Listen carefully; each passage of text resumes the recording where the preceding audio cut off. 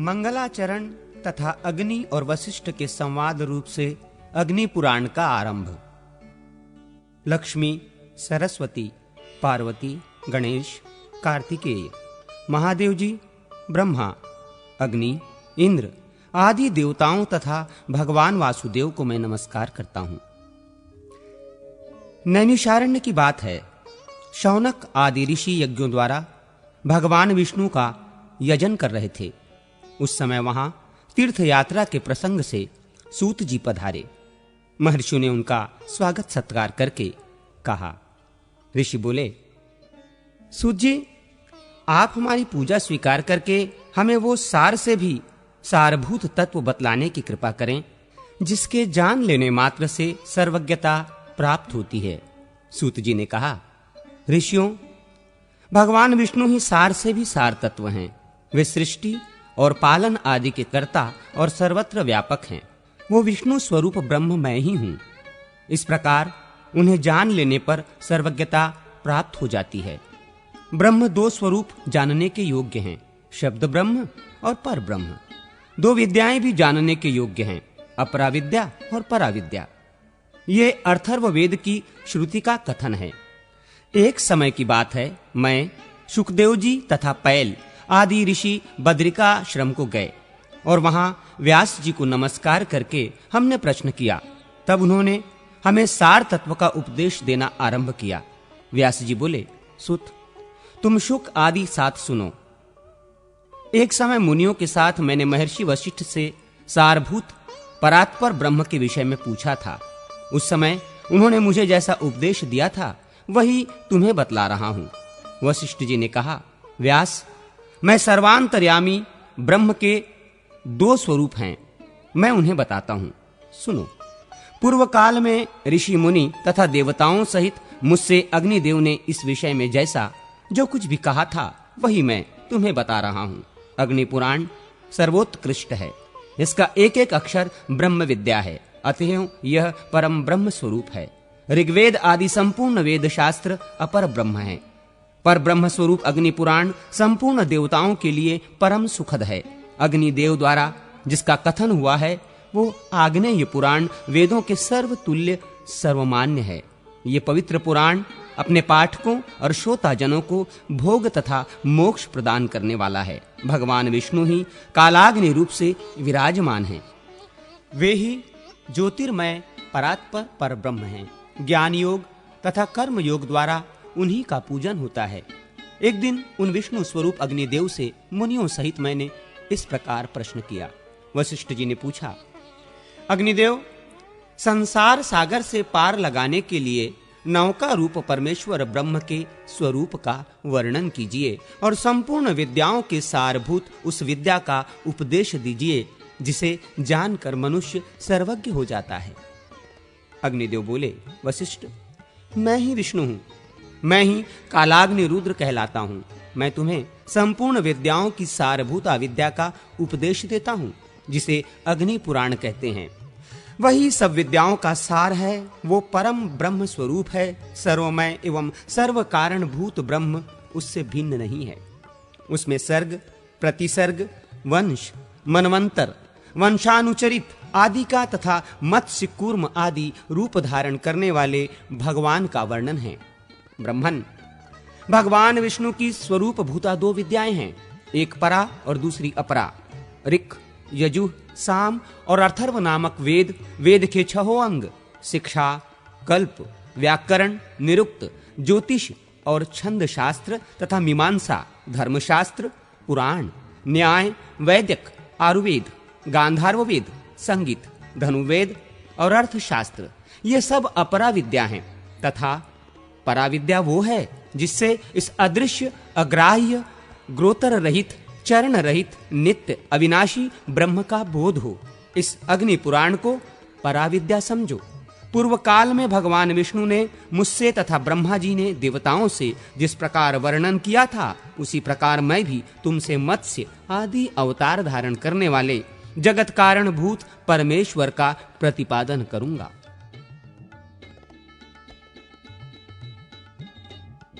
मत्स्यावतार की कथा। वशिष्ठ जी ने कहा, अग्निदेव, आप सृष्टि आदि के कारणभूत भगवान विष्णु के मत्स्य आदि अवतारों का वर्णन कीजिए, साथ ही ब्रह्म स्वरूप अग्नि पुराण को भी सुनाइए, जिसे पूर्व काल में आपने श्री विष्णु भगवान के मुख से सुना था। अग्निदेव बोले, वशिष्ठ सुनो, मैं श्रीहरि के मत्स्यावतार का वर्णन करता हूँ। अवतार धारण का कार्य दुष्टों के विनाश तथा साधु पुरुषों की रक्षा के लिए होता है। बीते हुए कल्प के अंत में ब्राह्म नामक नैमित्तिक प्रलय हुआ था। मुने, उस समय भू आदि लोक समुद्र के जल में डूब गए थे। प्रलय के पहले की बात है। व्यवस्थ मनु भोग और मोक्ष की सिद्धि के लिए तपस्या कर रहे थे। एक दिन जब वे कृतमाला नदी से जल से पितरों का तर्पण कर रहे थे, उनकी अंजलि के जल में एक बहुत छोटा सा मत्स्य आ गया। राजा ने उसे जल में फेंक देने का विचार किया। तब मत्स्य ने कहा, महाराज, मुझे जल में न फेंको, यहाँ ग्राह्य आदि जल जंतुओं से मुझे भय है। ये सुनकर मनु ने उसे अपने कलश के जल में डाल दिया। मत्स्य उसमें पड़ते ही बड़ा हो गया और पुनः मनु से बोला, राजन, मुझे इससे बड़ा स्थान दो। उसकी ये बात सुनकर राजा ने उसे एक बड़े जलपात्र, नाद या कुंडा आदि में डाल दिया। उसमें भी बड़ा होकर मत्स्य राजा से बोला, मनो, मुझे कोई विस्तृत स्थान दो। तब उन्होंने पुनः उसे सरोवर के जल में डाला, किंतु वहां भी बढ़कर वो सरोवर के बराबर हो गया और बोला, मुझे इससे बड़ा स्थान दो। तब मनु ने उसे फिर समुद्र में ही ले जाकर डाल दिया। वहां वो मत्स्य क्षण भर में 1,00,000 योजन बड़ा हो गया। उस अद्भुत मत्स्य को देखकर मनु को बड़ा विस्मय हुआ। वे बोले, आप कौन हैं? निश्चय ही आप भगवान श्री विष्णु जान पड़ते हैं। नारायण, आपको नमस्कार है। जनार्दन, आप किस लिए अपनी माया से मुझे मोहित कर रहे हैं? मनु के ऐसा कहने पर सबके पालन में संलग्न रहने वाले मत्स्य रूपधारी भगवान उनसे बोले, राजन, मैं दुष्टों का नाश और जगत की रक्षा करने के लिए अवतीर्ण हुआ हूं। आज से 7वें दिन समुद्र संपूर्ण जगत को डुबो देगा। उस समय तुम्हारे पास एक नौका उपस्थित होगी। तुम उस पर सब प्रकार के बीज आदि रखकर बैठ जाना। सप्तर्षि भी तुम्हारे साथ रहेंगे। जब तक ब्रह्मा की रात रहेगी, तब तक तुम उसी नाव पर विचरते रहोगे। नाव आने के बाद मैं भी इसी रूप में उपस्थित होऊंगा। उस समय तुम मेरे सिंग में महासर्पमयी रस्सी से उस नाव को बांध देना। ऐसा कहकर भगवान मत्स्य अंतर्धान हो गए और व्यवस्थ मनु उनके बताए हुए समय की प्रतीक्षा करते हुए वहीं रहने लगे। जब नियत समय पर समुद्र अपनी सीमा लांघकर बढ़ने लगा, तब वे पूर्वोक्त नौका पर बैठ गए। उसी समय एक सिंह धारण करने वाले सुवर्णमय मत्स्य भगवान का प्रादुर्भाव हुआ। उनका विशाल शरीर 10,00,000 योजन लंबा था। उनके सिंग में नाव बांधकर राजा ने उनसे मत्स्य नामक पुराण का श्रवण किया, जो सब पापों का नाश करने वाला है। मनु भगवान मत्स्य की नाना प्रकार के स्रोतों द्वारा स्तुति भी करते थे। प्रलय के अंत में ब्रह्मा जी से वेद को हर लेने वाले हयग्रीव नामक दानव का वध करके भगवान ने वेद मंत्र आदि की रक्षा की। तत्पश्चात वाराह कल्प आने पर श्री हरि ने कच्छप रूप धारण किया। समुद्र मंथन, कूर्म तथा मोहिनी अवतार की कथा। अग्निदेव कहते हैं, वशिष्ठ, अब मैं कुर्मावतार का वर्णन करूंगा। यह सुनने पर सब पापों का नाश हो जाता है। पूर्व काल की बात है। देवासुर संग्राम में दैत्यों ने देवताओं को परास्त कर दिया। वे दुर्वासा के शाप से भी लक्ष्मी से रहित हो गए थे।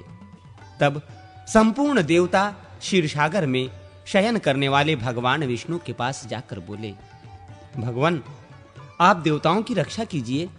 यह सुनकर श्रीहरि ने ब्रह्म आदि देवताओं से कहा, देवगण, तुम लोग क्षीर समुद्र को मथने, अमृत प्राप्त करने और लक्ष्मी को पाने के लिए असुरों से संधि कर लो। कोई बड़ा काम या भारी प्रयोजन आ पड़ने पर शत्रुओं से भी संधि कर लेनी चाहिए। मैं तुम लोगों को अमृत का भागी बनाऊंगा और दैत्यों को उससे वंचित रखूंगा। मंदराचल को मथानी और वासुकी नाग को नेति बनाकर आलस्य रहित हो मेरी सहायता से तुम लोग क्षीर सागर का मंथन करो। भगवान विष्णु के ऐसा कहने पर देवता दैत्यों के साथ संधि करके क्षीर समुद्र पर आए। फिर तो उन्होंने एक साथ मिलकर समुद्र मंथन आरंभ किया। जिस ओर वासुकी नाग की पूंछ थी, उसी ओर देवता खड़े थे। दानव वासुकी नाग के निश्वास से क्षीण हो रहे थे और देवताओं को भगवान अपनी कृपा दृष्टि से परिपुष्ट कर रहे थे। समुद्र मंथन आरंभ होने पर कोई आधार न मिलने से मंदराचल पर्वत समुद्र में डूब गया। तब भगवान विष्णु ने कूर्म कछुए का रूप धारण करके मंदराचल को अपनी पीठ पर रख लिया। फिर जब समुद्र मथा जाने लगा तो उसके भीतर से हलाहल विष प्रकट हुआ। उसे भगवान शंकर ने अपने कंठ में धारण कर लिया। इससे कंठ में काला दाग पड़ जाने के कारण वे नीलकंठ नाम से प्रसिद्ध हुए। तत्पश्चात समुद्र से वारुणी देवी, पारिजात वृक्ष, कौस्तुभमणि, गौवें तथा दिव्य अप्सराएं प्रकट हुई। फिर लक्ष्मी देवी का प्रादुर्भाव हुआ। वे भगवान विष्णु को प्राप्त हुई। संपूर्ण देवताओं ने उनका दर्शन और स्तवन किया। इससे वे लक्ष्मीवान हो गए।